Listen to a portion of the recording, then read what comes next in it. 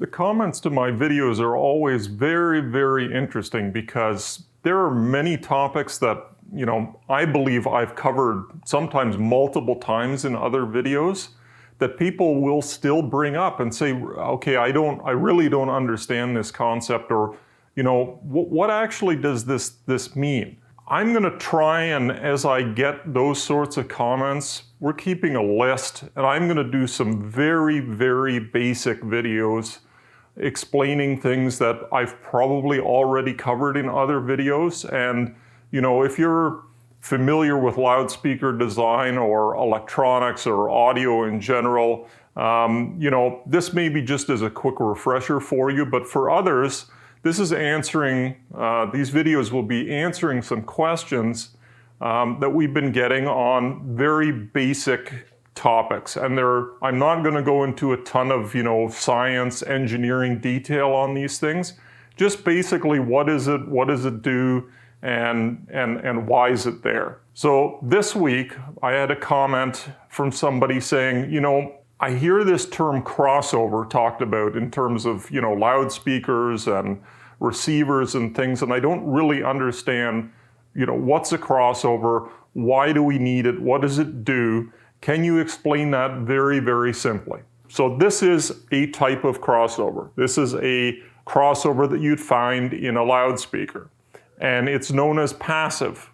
This is a passive type because it doesn't require any electricity from the wall or from circuitry. The signal from a power amplifier or receiver that's connected to your speaker will go through this crossover network and all of these components to then the woofer tweeter or the woofer's mid-range tweeter, all the drive units that are in the speaker. Now, why do we need a crossover? Well, if you look at this speaker here, we have a woofer and a tweeter.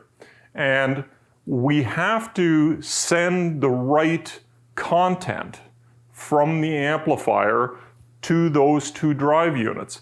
For instance, if we send a lot of bass frequencies to the tweeter, we're going to burn it out. It's small, it doesn't move very much, it can't move very much, it's not designed to move very much. So we have to only send frequencies or a part of the music that you're playing to the tweeter, and the rest of it goes to the woofer. Now, crossovers can be called many, many different things.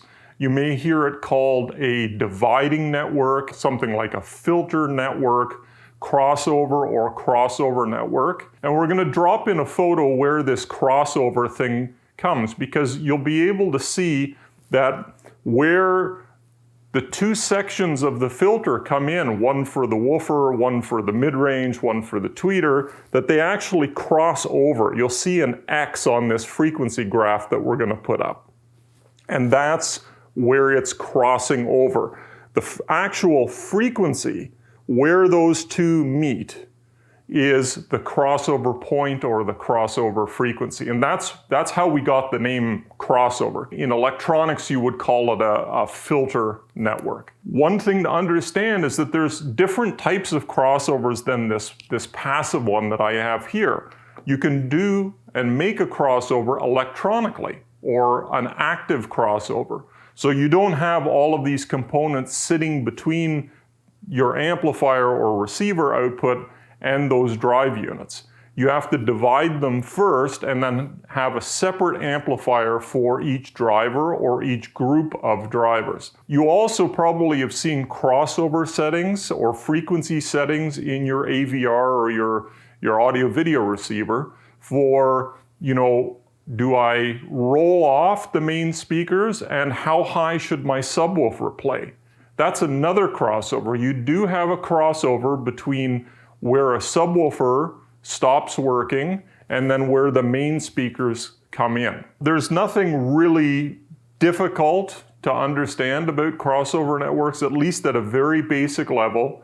Just think of them as dividers to make sure that the right parts of the music get to the right parts in the speaker, or between your amplifier or subwoofer and the other speakers in your system. So hope that clears that up. It's like I said, a simple concept to grasp. The details are difficult. Oh, and one other thing that I'll point out.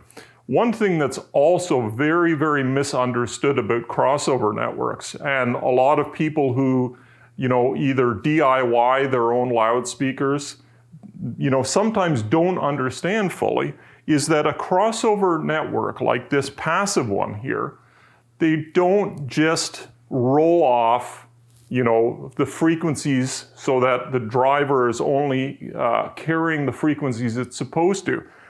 Passive crossover networks and other active crossovers, for instance, can do and usually do many other things. We can change level with them.